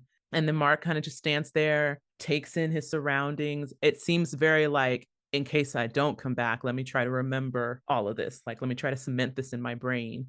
And then steps onto the elevator and heads on down. And that's it for MDR, at least for now. Yeah. I also, going back to what we discussed, but I think I just had to let it go. I was like, they didn't wait much time between each other to tell them. I was like, right. I thought about that too, because he walked off, looked around, and then walked right back. And I was like, that was not 5 minutes. Even like between Irving and Helly going down, like it may have been 2 or 3. I was like, okay, all right. I guess I clearly just have to not think about this that much, because I'm like, just running down this elevator. Who are people stopping them? Like, I was waiting for there to be some kind of like green light, like indicating that it's safe for the next person or something. That would make the most sense. Like by the elevator, they're just being an indicator of like, okay, you're all clear or something. Yeah. Faux pas. They need to fix that for season 2. Okay. Even though they'll probably all be in jail in season 2. Well, we'll get to that. We're getting ahead of ourselves here. Okay. Are you ready? Oh, is there one more thing? No, I was going to say, we are getting to it now. are you ready to talk about the coveted AF waffle party? You This guys, waffle this was party. nothing like I thought it was gonna be.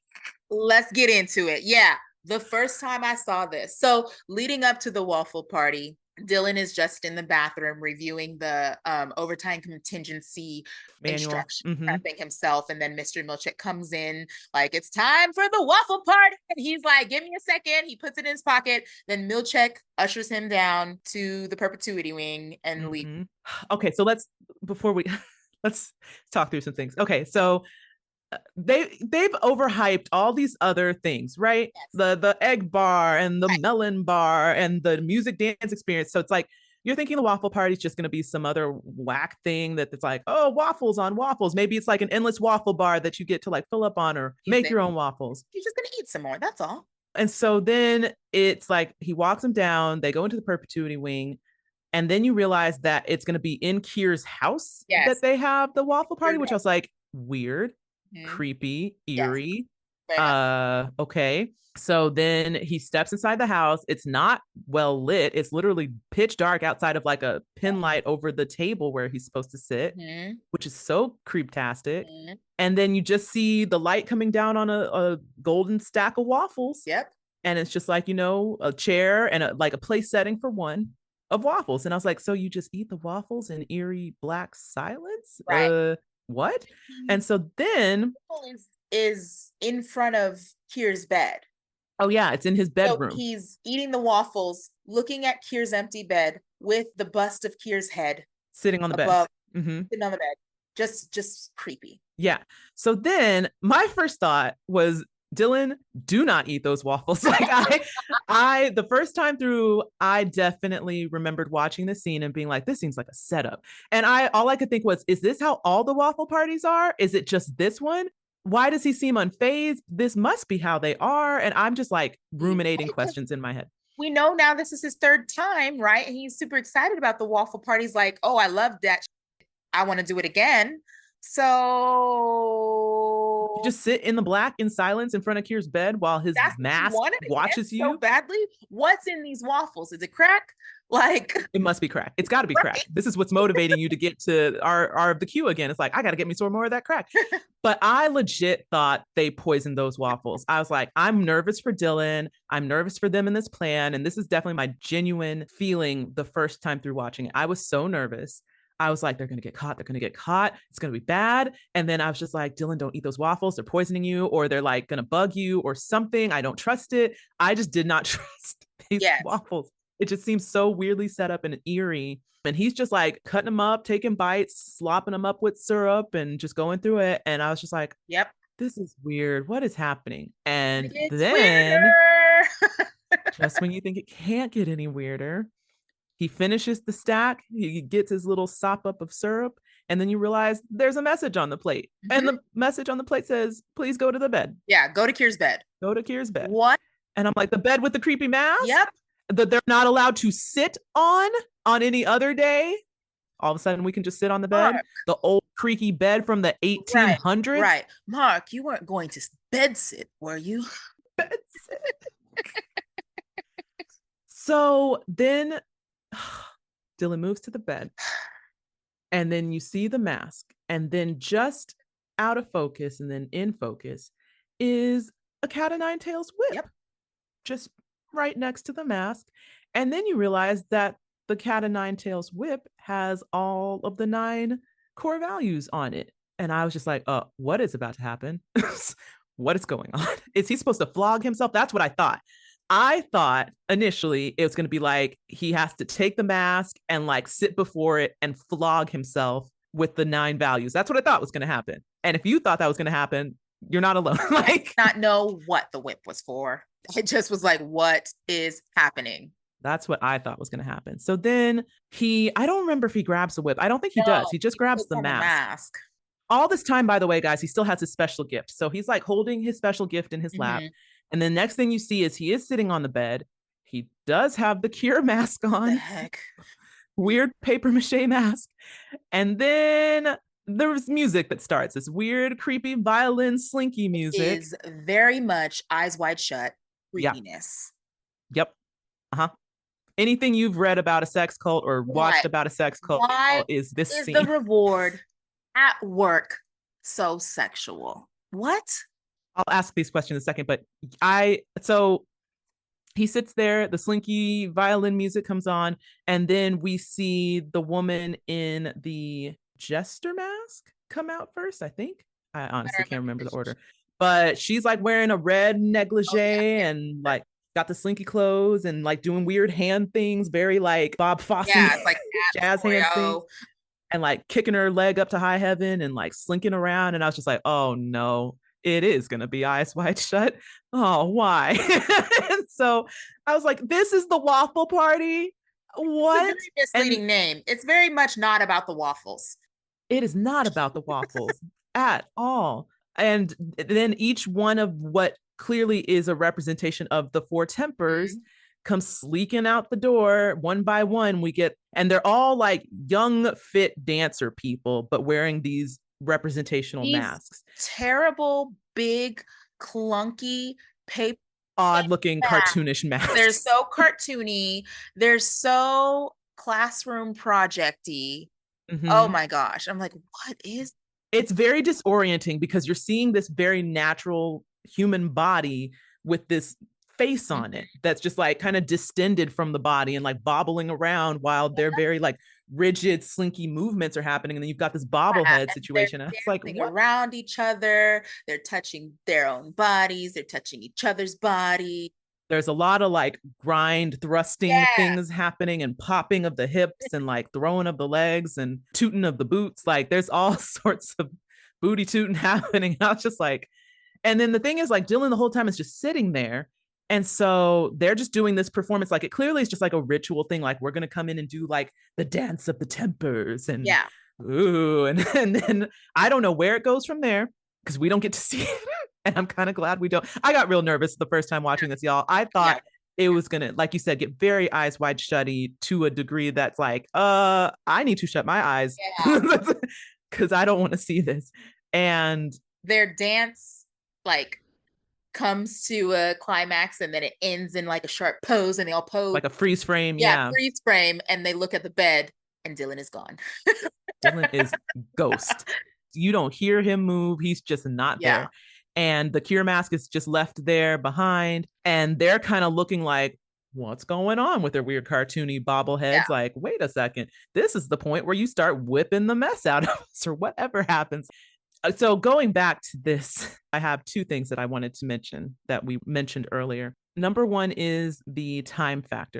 I'm trying to figure out and I'm trying to understand. It seems like there was no advance notice of Dylan being refiner of the quarter because one, they don't know if they're going to make quota until that day. And two, Mark doesn't make the decision until they make quota. So it's just hours before this that Dylan even knows he's going to be at the waffle party. So you can't notify your outie that you're staying late for work or have a work assignment or a project or something. So like you said, what happens when Dylan leaves? Because I'm like, homie's got kids and you're not home on time. Like there's no way to notify a spouse if you have a spouse or a babysitter or whatever. Same question came up when they kept Helly so late in the break room too. It's like, what do you tell the outie when suddenly they come out and it's 6 or 7 o'clock instead of 5? Like, you can't just keep somebody. I don't know what they do. And they show us how they interact with the outies when there's an injury, but they don't show us what gets said to the outies in moments like this. The only thing I can think, I don't know how they'd word it to an outie. The only thing I can think is maybe when it comes to being the end of the quarter, they just send a general notice out to members of the team to be like, be on notice that this is end of quarter day. We usually have a lot of projects that keep people late, plan accordingly. And if you get home early, you get home early or on time rather. But if you stay late, you've already made preparations. This is just a stretch because I otherwise don't understand how that works, especially since Dylan has children. Like someone with kids, that's tricky. They don't care. It's women. They don't care. Yeah, you're right. You're right. So that was question number one. Number two is about this ritual and how has it not gotten out what this is? And when did it become what it is? Because was it always this weird sex culty dance thing? Or was it just originally a waffle party that got like, oh, it could be more than that? Related to that is what was Dylan's reaction the first time? Great question. Because what if, and this is the other thing too, what if you get the waffle party and you're like, I don't want to do this. I'm not trying to flog people or dance with weird, creepy sex people I don't know. Like, I don't want a waffle party. So then do they have alternate versions of the waffle party based on what a person might desire most? I don't know. And when Mark tells Miss Cobell, it's really more Dylan's thing, at first time hearing that, I'm thinking, well, yeah, Dylan's just all about the perks.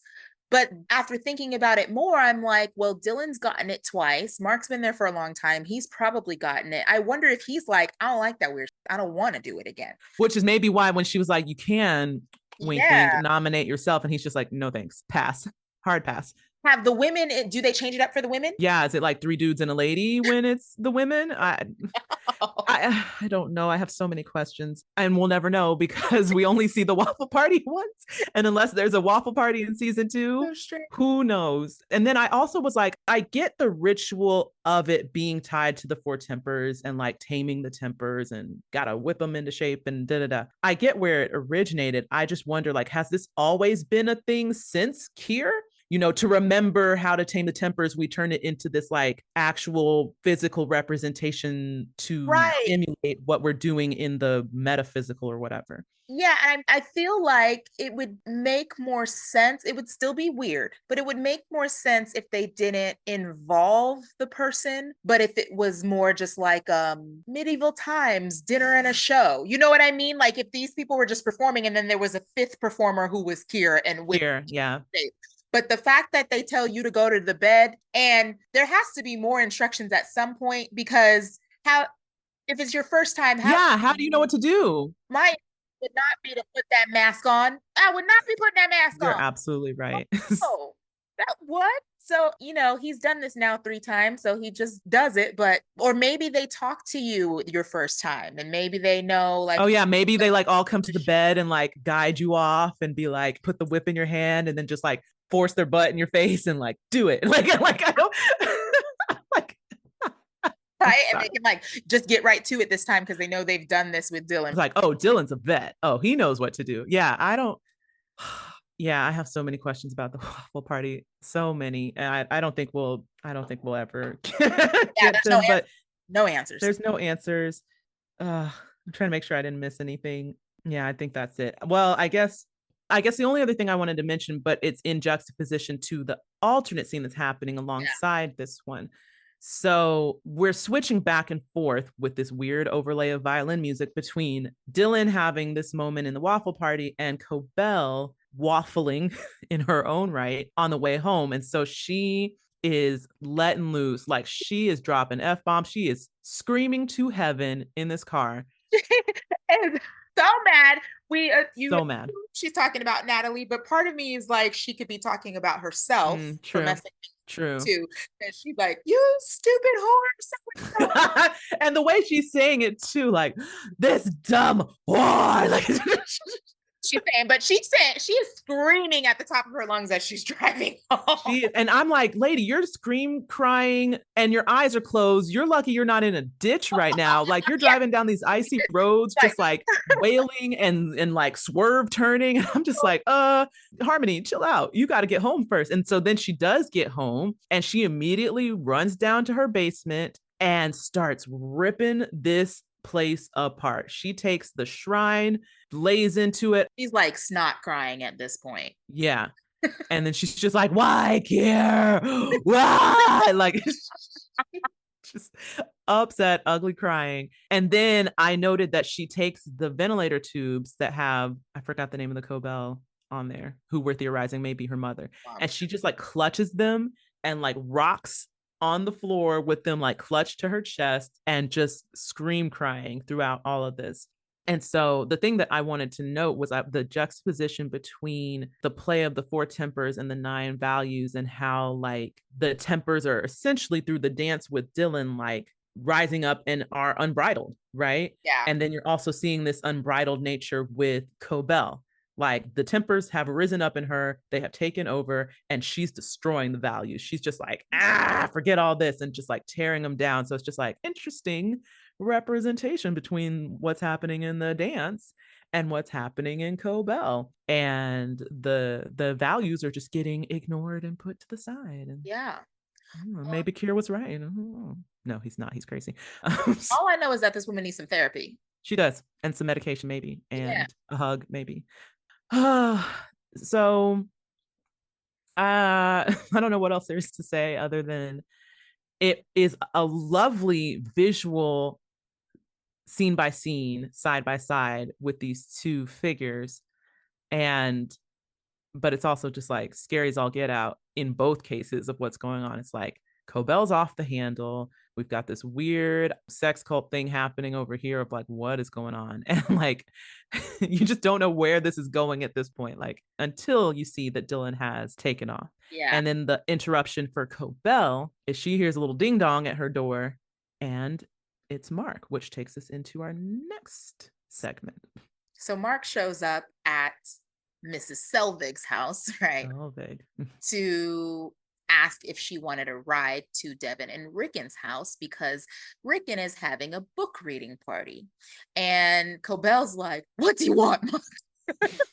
She doesn't even try to wipe her tears before she answers the door and pulls it together. And she's like, oh, Mark, I've just had a rough day. And he was like, this is very strange, but I'm going to still be nice. And I was like, yeah, I get it. It's not a funeral. We can't, because they were funeral buddies, right?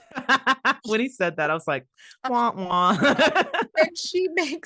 Then she like takes a breath and is like, actually, maybe I can take my own car. That way, if I get uncomfortable or feel frightened or scared, I can leave on my own or whatever. And it's like, why would you? He kind of is like, yeah, that works. Like, why would sure. Yeah, yep. Weird thing to say. So anyway, he heads off to the party, and then we cut back to Dylan getting to the security office. He has the key card from Mark, and he sets up his gift on the counter.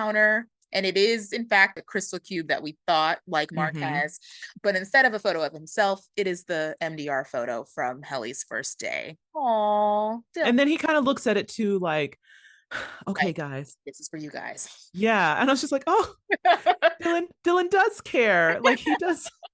Yeah, right. So it's like, again, it's like, I got the same feeling that I got when he was really trying to warn Irv about Bert. Yeah.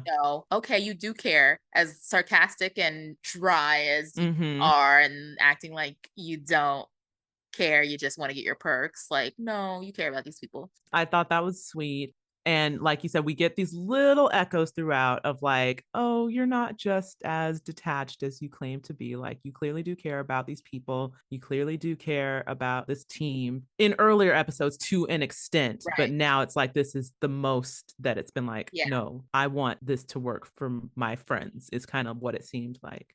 And I don't know if for him, maybe that transition point came from the incident with Milchek when they rallied behind him and maybe he realizes like, oh, I'm not alone and these people actually are on my side when they didn't have to be. I wonder if that might have been a moment where he was just like, oh, okay, it's not just me, it's us, Do you want to go on to the book party? The book party.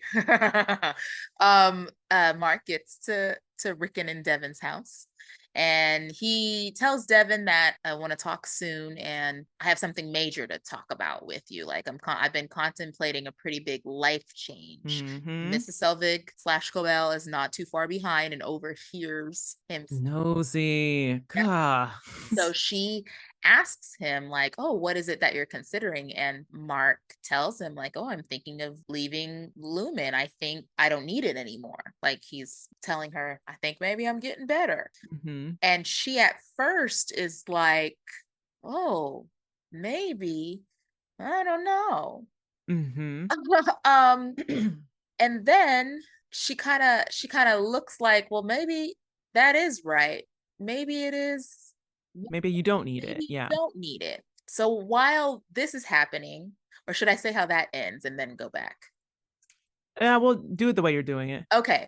So while this is happening, we're cutting back between the party and Dylan. So Dylan starts setting up for OTC. He has put his belt around the door, so in case anybody comes, it won't open immediately. And we get some more visuals of that room, that security room, more than what we've seen before. And our eagle eye, Rodnesha, has written down the system functions as he's going through. He finds MDR and then he's looking for the overtime function. And you want to read these off?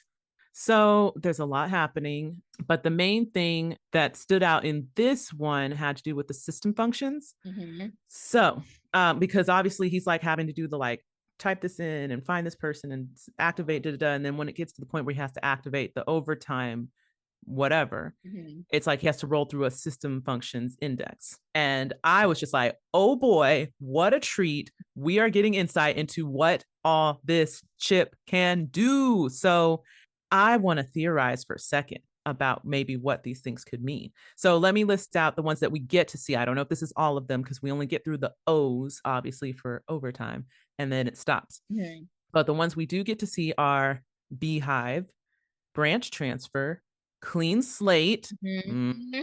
Freeze Frame, Glasgow, Goldfish, Elephant, Lullaby, Open House, and Overtime.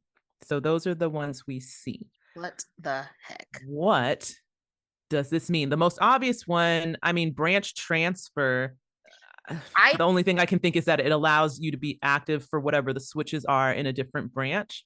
I think it has to do with if they repurpose you and put you in a different department, you know what is to be there. We had like hypothesized that they kind of like implant in your chip what your job is. So not necessarily a new Lumen campus, but a different department altogether. Maybe. Interesting. Clean Slate, I think, is what they've been doing to Irving this whole time. Yeah, I agree. I'm almost certain. And that pretty much speaks for itself. And the only thing I can think is there must be a negative side effect to using Clean Slate. Otherwise, they do it all the time, I would think, to like just be like, oh, you should know this, like Clean Slate, Clean Slate. So there must be. Why would they do that to Helly after the suicide attempt? Like, let's just forget this. So there must be some type of adverse effect. Maybe the more you use it, try to use this sparingly type of thing, only when you absolutely need to like, do it. Don't flashy thingy me from men. Like, flashy thingy. You don't know what that's doing to her brain. Flashy thingy me, Jay. How many times? How many times? Freeze frame is an interesting one.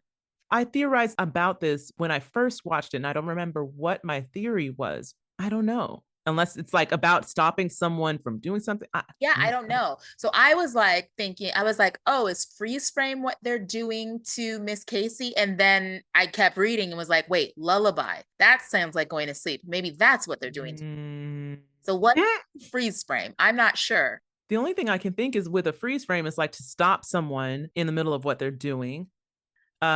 Beehive was one I thought was interesting. I have no idea what any of the animal ones are. Beehive made me think of the grim barbarity of optics and design.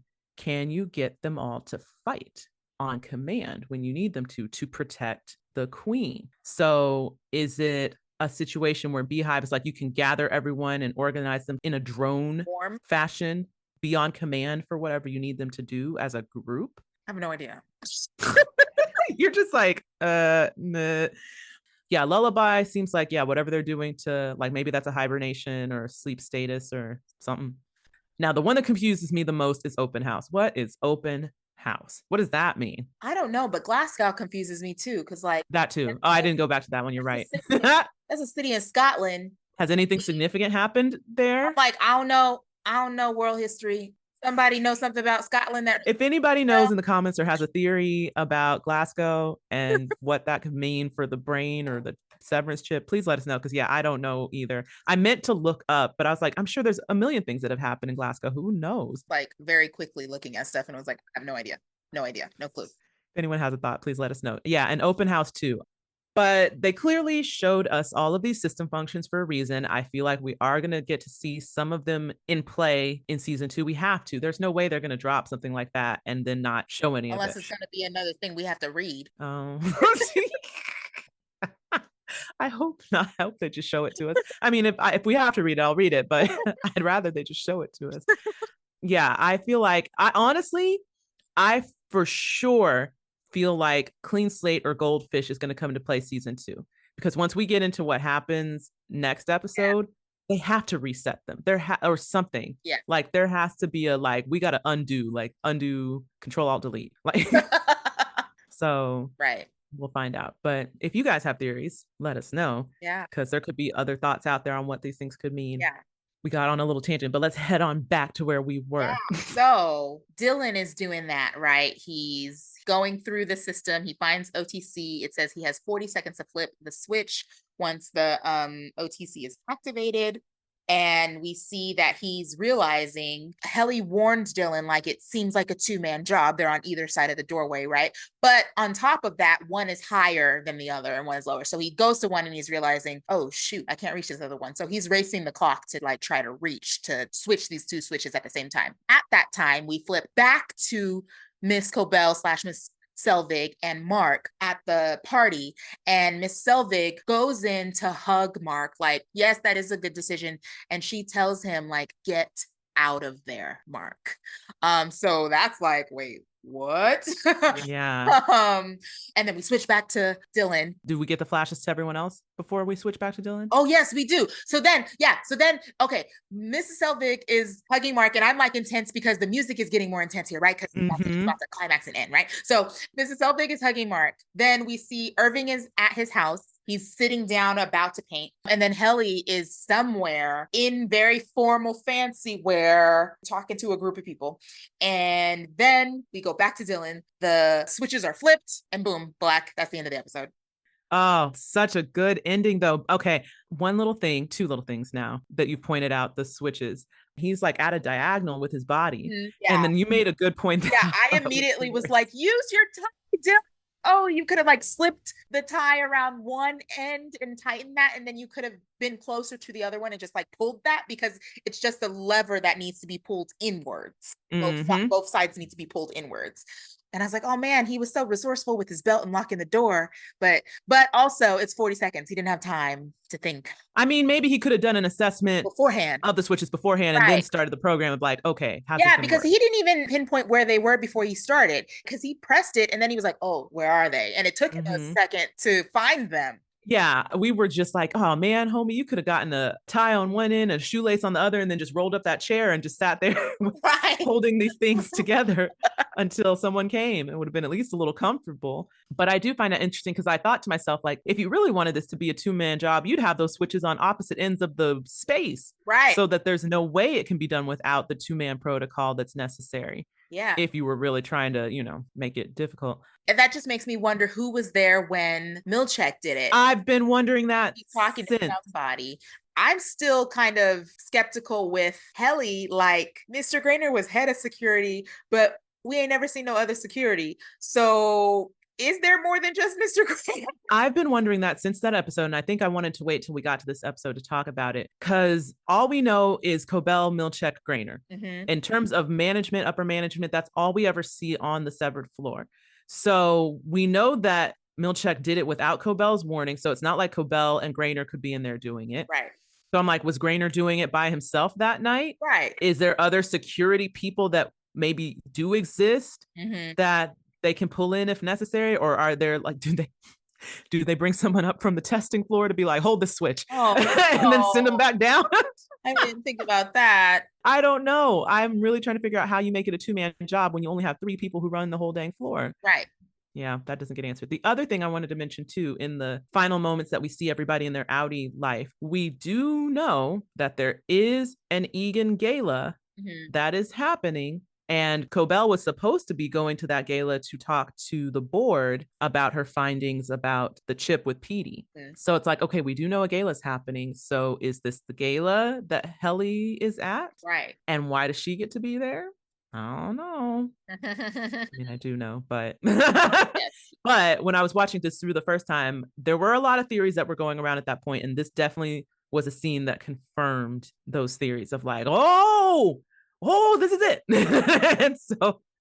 and then I got real excited, like, oh boy. But well, I guess I'll say it because it is a theory. I won't say exactly till next episode. But the theory was that Helly is an Egan. Yes. But no one was certain as to what her position in the family was. Right. Like, how is she an Egan, or how is she connected, or how is she attached? So there definitely were some theories. I think some people had theories as early as like episode 2 or 3, for sure, by the perpetuity wing of like, hold on, is Helly an Egan? Is she an Egan? She pauses in the perpetuity wing at James statue. Yeah. And it's like, there's some level of, do I know this person? And then there's another point when the Cure animation talks to her where she kind of has a look of like, that voice sounds familiar. So there's definitely been some clues along the way of like, is Helly more than we know of her to be? Like, does she have more importance? And so for sure, when that scene flashed with her at presumably the gala all dressed up, it's like, oh boy, I think she's an Egan. Then you're like, well, wait, how? And what does she know? And what's the objective? And what's going on? So, that'll all come next episode. It's going to get real clear real quick. Wild. But that is episode 8, What's for Dinner? I love this episode. So much. It's such a good penultimate episode. Hands down, I don't know that I can think of too many more that are that emblazoned in my mind in terms of just like it being memorable, it being interesting, it keeping me on the edge of my seat. And like you said, not being that good and not overshadowing the finale. All right, guys. Well, that's going to be the end of this recap.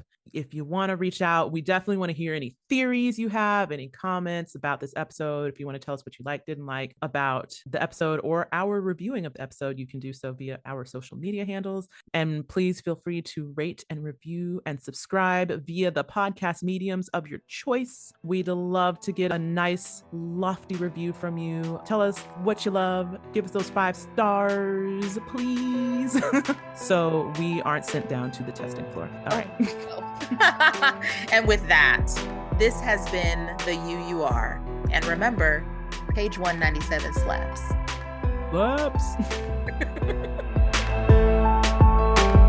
Thanks for listening to this episode of the UUR with me, Callie Thomas, and my co-host, Rodnesha Green. If you've got questions for us, want to talk theories, share memes, or just connect, follow us at the UUR Pod on Blue Sky and Threads. Or you can email us at theUURpod@gmail.com. We can't wait to see the UUR. Bye!